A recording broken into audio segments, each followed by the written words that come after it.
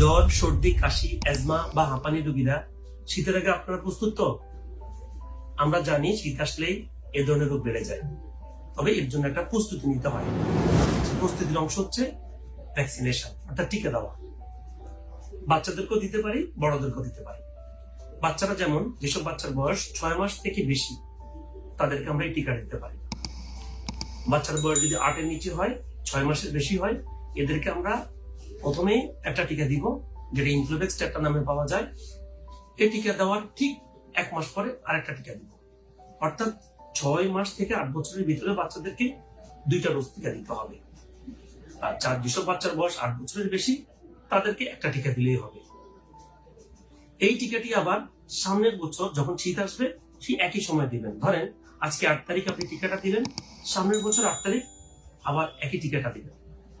এটা 4 থেকে 5 বছর বয়স পর্যন্ত বাচ্চাদেরকে দিতে পারেন।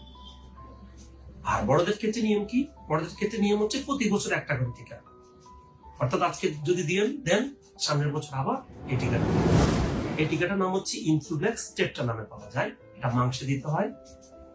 এই ধরনের টিকা বাচ্চাদেরকেও দিবেন। আর বড়দের ক্ষেত্রে কাদেরকে দিবেন? যারা নিউমোনিয়াতে আক্রান্ত হয়েছে একবার, যাদের অ্যাজমা সমস্যা আছে, সিওপিডি রোগ আছে, হার্টে, কিডনিতে, লিভারের সমস্যা আছে, যারা এইচআইভিতে আক্রান্ত, তাদেরকে দিবেন। তাহলে এই টিকাটা দিলে কি হবে? আপনার অ্যাজমার প্রকোপ, শ্বাসকষ্টের প্রকোপ, কাশির প্রকোপটা কমে যাবে। অর্থাৎ গত বছর যে কষ্ট পেয়েছেন, এবছর হয়তো কষ্টটা আরো কম পাবেন। আরো একটি টিকা আছে, সেটা হচ্ছে নিউমোভ্যাক্স বা নিউমো 23 নামে যেটা পাওয়া যায়।